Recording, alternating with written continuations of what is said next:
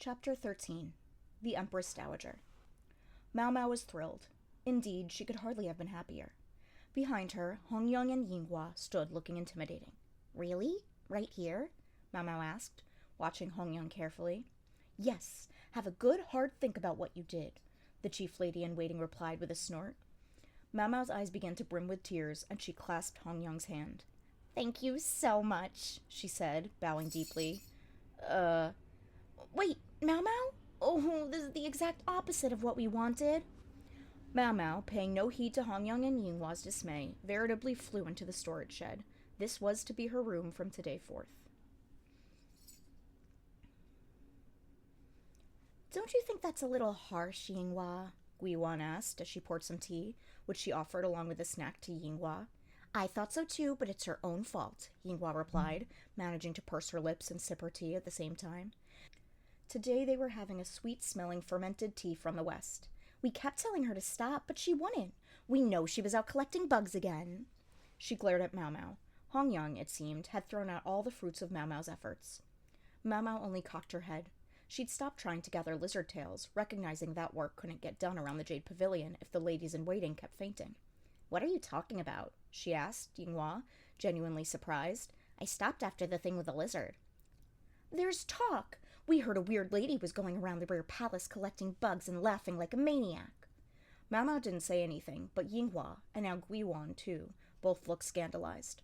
This was clearly some sort of misunderstanding. "I don't do that," Mao Mao said earnestly. Yes, she'd collected moths one time recently, but that had been for work. She hadn't gone after a single other bug since then. Or lizard. "And if I did do something like that, it wouldn't be bugs I was after, it would be herbs."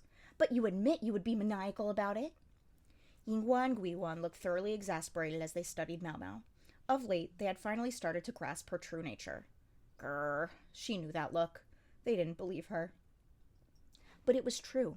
Mao Mao had only been laughing because she'd found some medicinal herbs, not because of any bugs. She did have some measure of common sense. She understood perfectly well what would happen if she tried to cultivate insects in that cramped room. It was summer. It would be a catastrophe. Mao Mao frowned and balled her hands into fists. This was a very grave situation, but she thought she knew who was really responsible. "Huh? Who slipped into a what?" Xiaolon asked, her mouth full of peach bun. Mao Mao offered her a bamboo cylinder full of sweet tea and nodded. They were chatting and snacking behind the laundry area, as usual. Mao Mao had made Xiaolon write a few characters in the dust to satisfy herself that the girl was paying attention in class. She certainly was. "That's Shisui. She's the most mercurial creature," Xiaolon said, drinking some tea. Maybe it was her recent academic bent that had introduced difficult words like that into her vocabulary. She hopped down off the barrel she'd been sitting on and trotted towards some palace women chatting near the well. "Hey, you don't know where Shisui's been lately, do you?"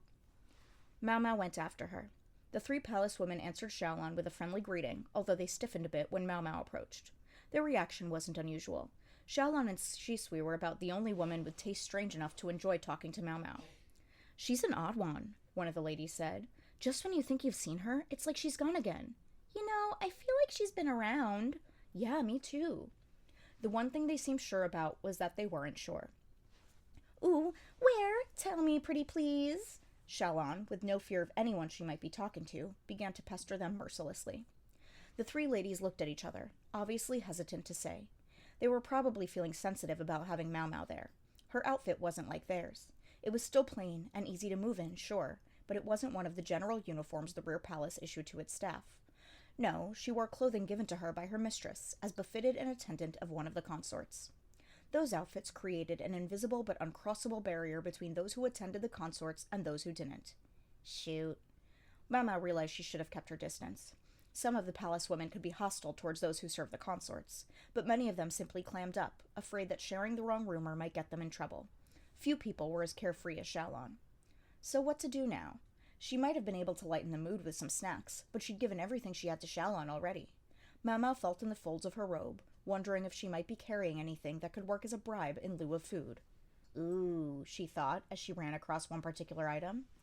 "If any of you have any details, I might find my way to giving you this."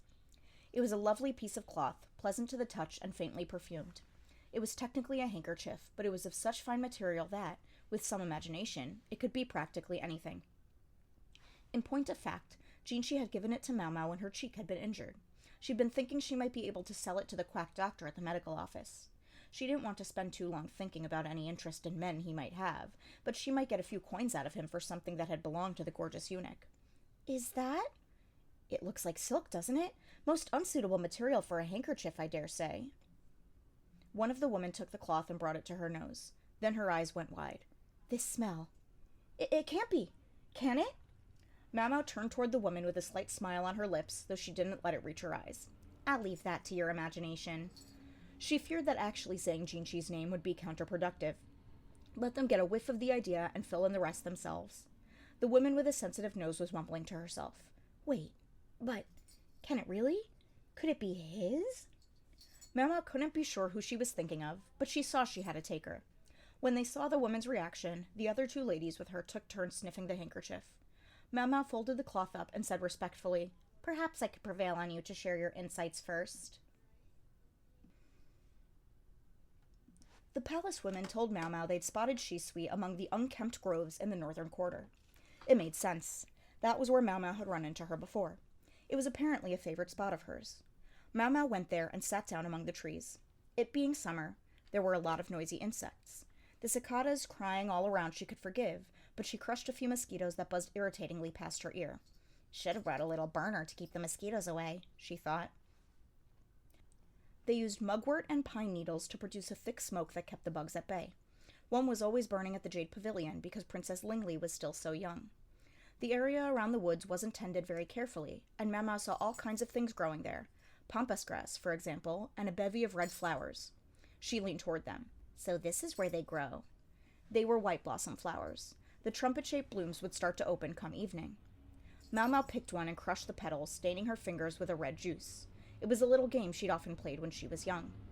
Meanwhile, the courtesans had picked the flowers for their seeds, which contained a powder much like face-whitening powder. But that wasn't how the courtesans used it. A question still lingered in Mau Mau's mind. It was about what had happened at the Crystal Pavilion a few days before, when Consort Liwa's chief lady-in-waiting, Sheen, had been found to be attempting to make a drug to induce a miscarriage. Sheen had never used any perfume before. If the stuff contained ingredients that could be harmful to a pregnancy, and if she felt it was she who should be consort, it would explain why she wouldn't want to wear it. She'd probably hoped to take Liwa's place. She might have thought that if the current consort failed to produce an heir, her family would feel compelled to give His Majesty someone else instead. And yet, on this occasion, she'd been so desperate to produce the abortifacient that she'd even worn the dreaded perfume. Why? Consort Liwa had been wearing looser clothing than usual, outfits that didn't cinch around the belly, just like Consort Gyokyo.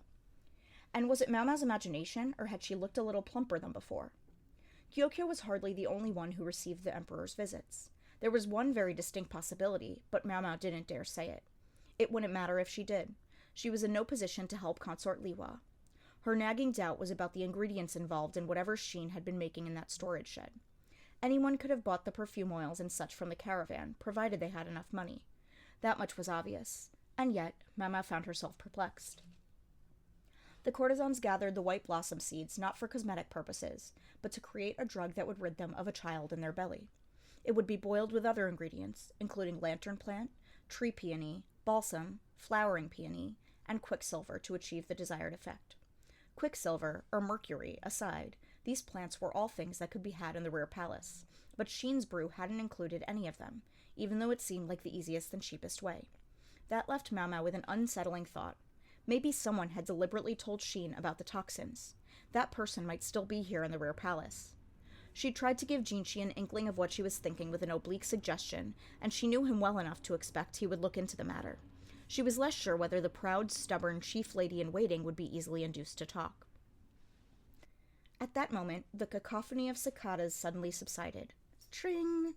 She heard what sounded like a bell ringing quietly, followed by a distinct rustling. She turned toward the sound to discover something large crawling through the pampas grass. It hopped along like a frog, then raised its hands and started laughing merrily.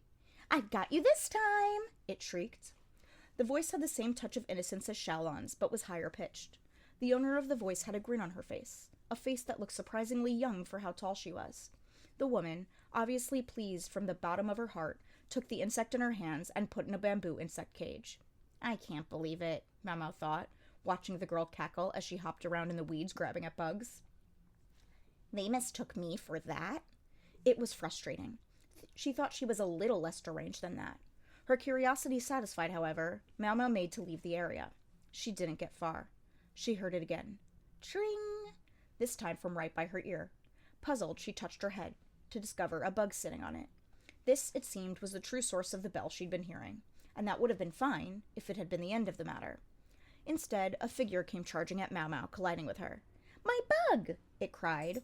Then the figure looked at Mau Mau in surprise. Her face reminded Mau Mau of a squirrel somehow. If you could get off me, I'd appreciate it, Mau Mau said, but the girl didn't move a muscle. Her hand was on top of Mau Mau's head, perfectly still. She looked a bit disturbed. Mau Mau quickly guessed what was going on. Hurry up and take it away. I don't want to lie here with a bug on my head. There had been a squelch when the girl had tackled her. Something had squished, and she knew what. I'm real sorry, Mau Mau, Shisui said, but she was grinning as she finally stood up. It felt wonderful to pour the cold well water over her head, but she couldn't wash away the feeling of disgust. The other girl handed the sopping Mau Mau a handkerchief. She took it gratefully and started mopping herself off. The insect cage hanging at the girl's waist was occupied by several bugs that were sort of scorched color. They shook their wings, making a sound like a ringing bell. So that's what you were trying to catch? Uh-huh. Shisui still looked a bit embarrassed, but her eyes as she turned to Mau Mau were shining. Mau Mau had known she liked insects, but she hadn't quite realized just how much.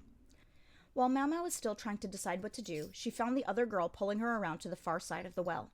That side was shaded by the trees, and there was a wooden box, a perfect place to sit down. Shisui patted the box, directing her to sit. Mau Mau was starting to get a very bad feeling about this, and her bad feelings were usually right. These bugs are native to the island country to the east, see? They make noise by vibrating their wings, Shisui informed her, not looking up from the inhabitants of the cage. I guess some of them must have hitched a ride with a trade mission and then gotten loose. I think this is the only place they live in our country, just like those moths. Mau Mau offered a half-hearted sound of interest. Their coloring makes them look like cockroaches, but they're not, so don't worry. Mau Mau could have lived without knowing that, she thought, once again rubbing her head vigorously with a handkerchief. The girl with a poor choice of words delivered this meandering lecture on insects for a full 30 minutes. If this went on, the sun would be down before they were finished. Mau Mau kept trying to break her way out of the conversation and leave, but each time she felt a tug on her sleeve and was drawn inexorably back into the lesson. She well understood wanting to talk about something you were interested in, but she wanted to alert Shisui to what a bore it was for her audience. If only we were talking about drugs, then I could survive this. The uncomfortable stretch was soon abruptly interrupted by the clacking of a wooden clapper. Mau Mau looked around, trying to figure out where it had come from. She could see the other nearby palace women doing the same thing. The source was soon revealed from the gate to the south. A figure appeared, flanked by a lady-in-waiting and a eunuch bodyguard to each side, with 3 more people trailing behind her, one of whom was sounding the clapper. The center of the parade was a woman dressed in colorful finery. Mau Mau thought she recognized her face, composed and gentle-looking. I do believe that's the Empress Dowager. She'd only seen her once, at the garden party the year before, but there were only so many people who could progress through the rear palace with such an extensive entourage. Comparing the person in front of her to that hazy memory, she concluded it had to be the Empress Dowager. She looked altogether too young to be the mother of the current emperor, with his robust facial hair, but on she came, the clapper sounding all the while. Wonder where she's going, Shisui whispered. She was crouched in the shadows of a building. Why are you hiding? Mau Mau asked. Well, aren't you? Shisui had her there. In an almost conditioned reflex, Mau Mau had likewise crouched behind a pillar. All the other palace women around were bowing deeply. It had been drilled into everyone from the moment they arrived here that was what one did when someone of higher status passed by. Strictly speaking, it was what Mau Mau should have done whenever Jinshi and his cohorts were present, but she'd gotten in the habit of forgetting lately. That won't do, she thought. She had to maintain proper boundaries. Shaking her head, she resolved to do better in the future. Is she going in the direction of the clinic? Shisui mused, putting her chin in her hand and watching the Empress Dowager. It was certainly true that the clinic was in the direction the parade was going. The clinic, huh? Mau Mau wondered what the Empress Dowager would be doing going to the rear palace's unofficial medical office. Quite unexpectedly, Shisui provided the answer. I heard it was her ladyship who started it. That was back when the Empress Regnant was still at her most powerful, so she couldn't do it publicly, and even now it's still kept pretty quiet. That would certainly make sense. The Empress Dowager was reputed to be a kind-hearted woman. It was said to be by her influence that both slavery and the making of eunuchs had been forbidden upon the accession of the current emperor. Either of those changes alone would have been revolutionary in its own right. Many people felt they were good choices from the perspective of simple humanity, but there were problematic knock-on effects. The slave trade, for example, had been a form of business, and pulling it out from under things had brought certain sectors to a halt. There was also the question of where to draw the line as to what constituted slavery. When people were herded and sold like animals, that was clear enough. But what about those who effectively made themselves collateral on a debt? Technically, they had entered into something like an employment contract, but this could also be considered slavery. Bring that into the equation, and even the courtesans, at the moment perfectly legal, could conceivably be considered slaves. Mau Mau remembered seeing the old madam discussing the possibility, pale-faced. In short, although outwardly there was no more slavery in the land, everyone was aware that in many ways the practice had simply changed its name and adapted to the new social standards. Mau Mau had no interest in finer details than that and didn't know anything about them. "I think I'd better be getting back," Shisui said, grabbing her insect cage and standing up. "Better watch out, Mau Mau. You'll get in trouble if you slack off here too long." "Yeah, I guess." She wondered if the Empress Dowager's walk in the direction of the clinic had something to do with the recent events at the Crystal Pavilion. If her ladyship was getting involved, there might soon be another revolution, this time in medical treatment at the rear palace. Mau Mau wished she could be a fly on that wall, but she was scared of what would happen if she was found eavesdropping, and anyway, Shisui was right. Mau Mau would really hear it from Hongyang if she was too late getting back. She crossed her arms in thought. It seemed like the other ladies-in-waiting had been doing nothing but getting upset with her recently. "I suppose I'd better get back," she said, and reluctantly headed for the Jade Pavilion. When Mau Mau returned, she was, quite unusually, made to do some actual cleaning. She was told to dust the windowsills with more than the usual attention to detail, and her work only passed muster on the third try. That's 2 failures. She was starting to wonder if Hongyang really was getting her back for her recent attitude, but when she saw that the other ladies-in-waiting each had to redo their work at least once, she figured it must be something else. Someone must be coming. But who? The only times they cleaned this carefully were when another consort was coming for a meal or a tea party. Such meetings had been suspended recently, and only consorts in whom they had the utmost confidence were received at the Jade Pavilion. Just as Mau Mau was wondering who might fit that description, the visitor arrived. It turned out to be the Empress Dowager herself. "It's been too long, Lady Ansha." Consort Gyokyo greeted her with a delicate smile and perfect posture. She was proving why she was the consort. With the exception of Hongyang, her ladies-in-waiting all but wilted in her ladyship's presence. The Empress Dowager's gaze fell to Gyokyo's belly, but only for a second. Thus it was that Mau Mau learned her ladyship's name, Ansha, but she knew it was a name she would almost certainly never speak. So that's what's going on, Mau Mau thought. As what amounted to Gyokyo's mother-in-law, the Empress Dowager shared an implicit understanding with her. The fact that the deeply, and rightly, suspicious Gyokyo would not only receive the Empress Dowager, but make her privy to the fact of her pregnancy, spoke to how deeply she trusted her. Or perhaps she was obliged to alert her ladyship. If one took the rumors about the Empress Dowager at face value, it seemed likely to be the former, but Mau Mau had no way of being sure. As far as it went, she looked very good-tempered. Princess Lingli at first ignored her grandmother, but soon grew accustomed to the gentle Empress Dowager. Mau Mau tasted the food for poison, but, before she could leave, the Empress Dowager said, "You dear, you're the attendant Jinchi sent, aren't you?" How does she know that? Mau Mau wondered. And why was she condescending to speak to a mere food taster? Mau Mau wanted to ask, but knew it might be rude, so she only said, "That's correct, ma'am," and bowed. Suiren told me. She said she'd finally found a girl worth the effort, but that she was going back to the rear palace. Suiren was Jinchi's personal lady-in-waiting, a woman just entering old age. She'd never seemed like the affable type, but apparently she was old friends with the Empress Dowager. "She was once my own lady-in-waiting, you know." That would explain it. It was common for the daughters of officials to serve as ladies-in-waiting or nursemaids. Then her ladyship glanced at Gyokyo. The perceptive consort appeared to take her meaning immediately. "I'm so very sorry, Lady Ansha, but might you excuse me for a moment to put the princess down for her nap?" she said. Hongyang was holding Lingli, who looked tired from playing with her grandmother.